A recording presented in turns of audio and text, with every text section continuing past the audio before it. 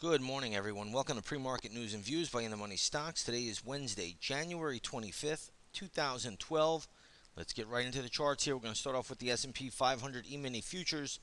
You can see futures have come in off the overnight highs, trading down right now around 4 points to right around the 1307.50 level.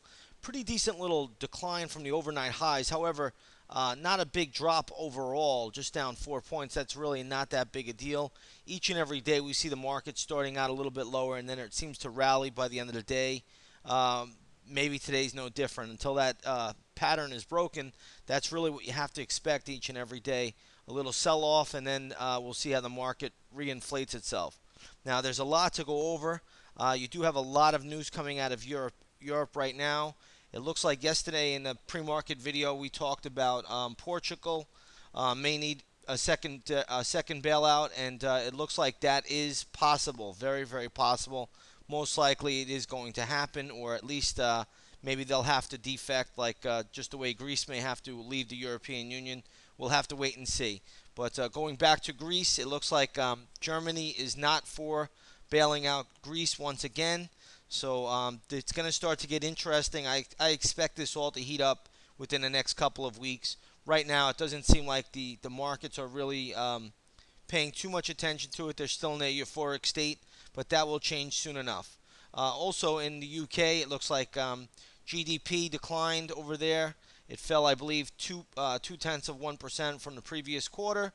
So there is definitely a little bit of a negative sentiment about Europe possibly going into recession. I believe they're already in a recession, but who cares? Can we make money trading? That's really all that matters.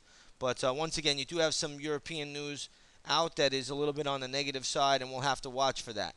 Now, this afternoon, you will have Ben Bernanke speaking, I believe, at 2:15. There will be the FOMC rate announcement will be out at 12:30 this afternoon. He does this, I think, the beginning of the year, twice a year. He holds this press conference after his Fed funds rate decision.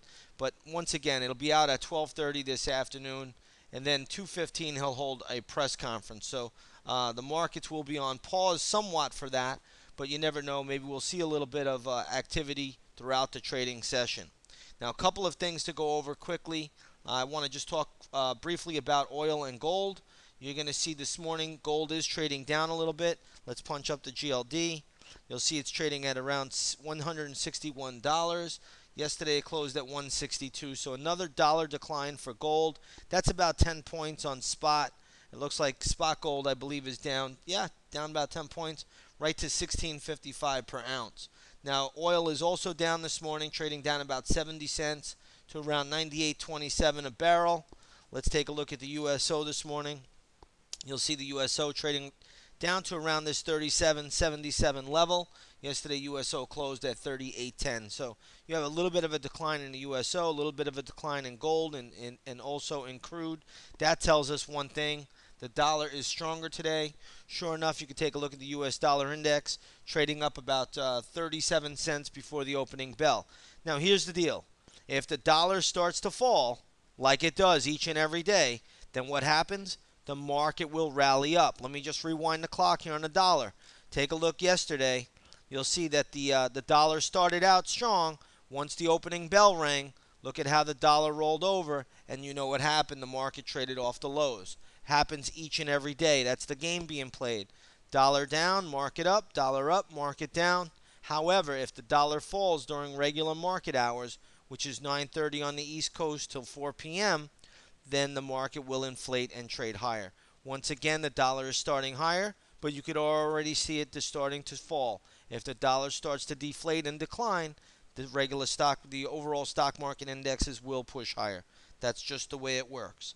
Okay, there's a lot of stocks to go over today, so let's get started. We'll start with UTX, which is United Technologies. You'll see this stock is trading right around the 77, 78 level. A decent little move yesterday. It had earnings today. Watch this one. It could be in action. I do not know if there's a lot of upside on this name. There looks to be very good resistance around $79. Also, more resistance right around the $80 level. But this is a very, very extended name. It's had a good pop. It's coming out of a short-term base. So watch this one today. It could be in play. Okay? Let's take a look at Boeing. Here, Boeing is trading lower today.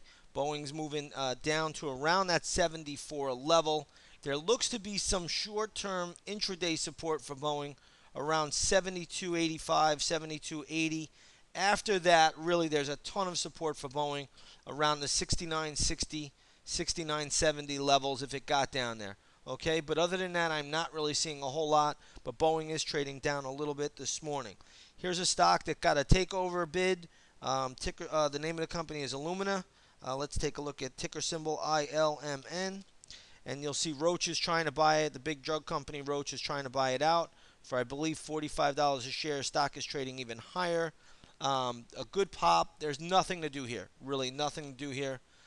Maybe it goes a little bit higher if there's, competing bids or something like that. But either way, there's nothing to do here with this one.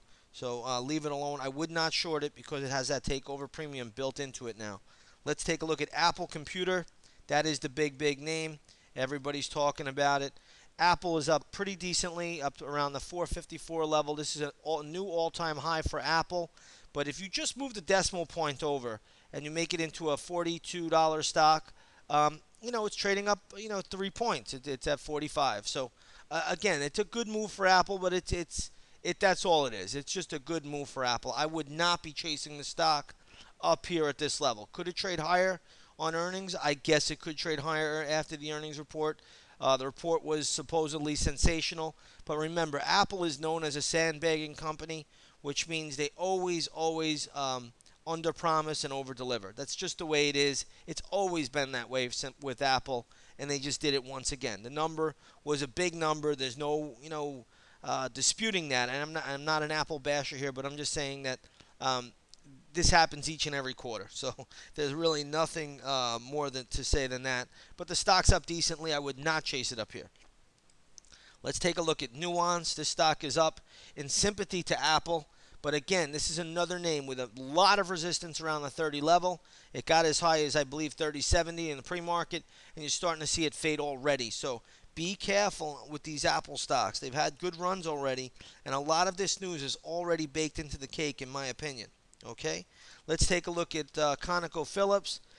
Stock is trading up a little bit today. Again, pulling back a little. I'd be careful here with Conoco. There's a ton of support around the 68.50, 68.75 level, but the stock is trading up today. You got to be a little bit careful there. If it can get above 72 on a closing basis, I suppose it could trade up a little bit higher, but still be very, very careful on Conoco today. Let's take a look at Novartis. I think ticker symbol is NVS. You're going to see, oops, there we go. This stock is trading down a little bit, has a lot of support down here, okay? This 53.80 area, 53.75, there is a lot of support there. There's also more support at 53.32. That could be an intraday bounce play. 53 even number looks a little bit attractive, and then all the way down to 51.62. All of those levels could see intraday bounces for Novartis, okay? And that's another drug maker. Let's take a look at Fusion. Ticker symbol is FIO. This stock is trading down this morning to around the 26.90 level. This stock will have good support if it gets there at two spots. $26 even number, and then the $24.83 level, and then down to $23.61. So there are three different spots there where this stock could see some likely bounces. 26, 24.83, 23.61, and then ultimately all the way down to 21.30. So there are some levels there for Fusion. Stock could see some intraday bounces at each of those levels. Let's take a look at SRUS, okay, which is Cirrus Logic. This stock is up today. It is to the moon. Do not be a buyer up here. Okay, this is just a breakaway gap. Got to be careful here. Do not chase this thing. Look at this daily chart. Now it's trading all the way up at the 23 level. You do not want to chase this thing, okay? Leave it alone. It's possibly even a fade candidate. I'm not sure of the news there, what it was, if it was earnings. I'm assuming it was. but do not chase this stock up, okay? This stock could be a fade candidate. Let's take a look at WLP, which is WellPoint. WellPoint trading down to the 64 level.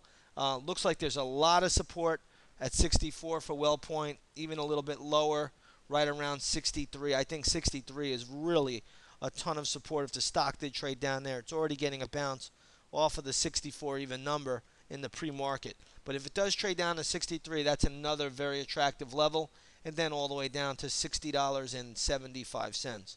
So a couple of levels there on WellPoint if it does get down there.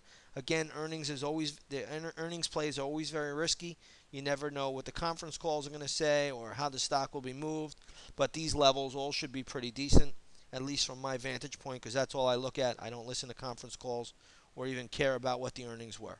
With that said, everybody, I want to wish you all a great trading day, and I will see you all tomorrow. Take care, everybody.